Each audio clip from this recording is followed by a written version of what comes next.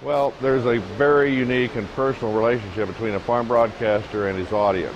The farm broadcaster, number one, knows what the audience wants to hear. And they have this one-on-one type of conversation every day, several times a day. And when that farm broadcaster goes on the air, the producer out there is listening usually by himself or herself. Maybe there might be two, but otherwise it's not talking to a group setting. It's one-on-one.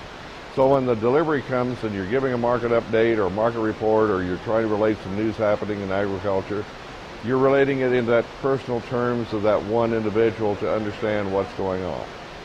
And there's a reciprocal knowledge of the interaction between these two entities, the broadcaster and the producer, because the broadcaster is out in that community on a regular basis. I mean, they go to the meetings, whether it be county fairs or local producer-grower meetings, or maybe it's down at the local sale barn, or the grain elevator, or being invited as a speaker for County Farm Bureau annual meetings or various things. And so they have a visibility. And so whenever a farm broadcaster, goes into a room, those people understand and know him personally. And so it becomes a warm and friendly relationship. I don't know as the farm broadcaster is always geared to be the advocate for the producer, but there's a very empathetic communication that's going on, because so many issues that involve agriculture today are issues that impact the industry at large, but they also impact each individual. And so as individual farms deal with issues that may involve estate planning, it may involve the estate tax, it may involve, marketing strategies, it may involve environmental regulations, it may involve, cooperative, value-added cooperatives being constructed and built by farmers in the last few years particularly. The farm broadcaster is the one that communicates that information. So they have an opportunity to always have an exchange. So it becomes a personal friendship. It becomes more than just reading an article. It's more than a value that is in far excess of just the actual factoid information. There gets to be a value of the credibility factor, because there's so much information out there. We're overloaded with literally millions and millions of impressions and info bits every day.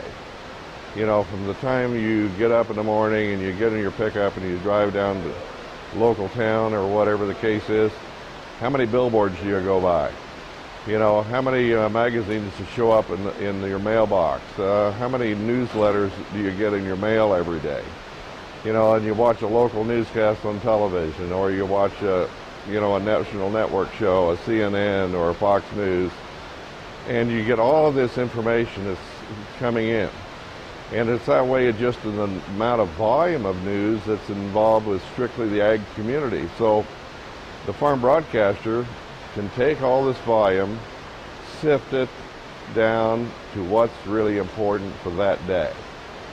And it may require a series of programs over a course of time, but it's his job basically to give that producer the information he needs every day to make value decisions.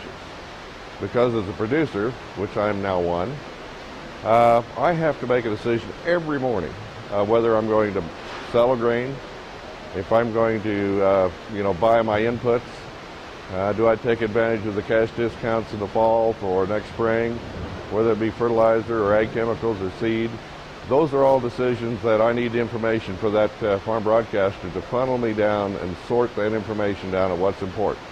What's the market cycles, and what is it going to mean for me and my family, my household, as we interact in this whole dynamic world in agriculture we have today.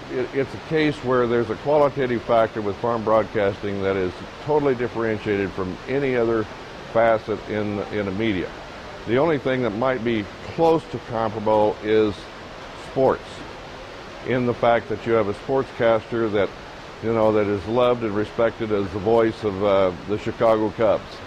And so there's a value by placing advertising, with the Cubs because of this value of the communication of the announcer. In the case of farm broadcasting, it's even more so, that there's this association of added value when that commercial message is presented in an environment that is conducive for the listener to be listening. Because a lot of advertising is out there, but a lot of it is passive. It's on in the background. If it's in a 3-spot cluster in an 8-minute music spread, that does not have the same impact or the same audio recognition that takes place when you hear a commercial message or communication message that's inserted within the context of ag information where the listener has his attention factor tuned in. Because if you listen to a weathercast come on, I'm really interested in what the weather is going to be. It's harvest time. And I cannot wait for him to give me the full details.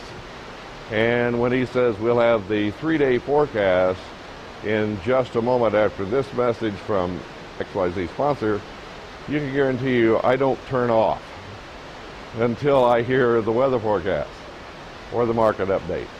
And so there's this unique and almost special relationship that exists with a very core demographic in farm producers, agriculture producers, cattlemen, ranchers, farmers, all across the country that have a unique individual that they have a personal relationship with.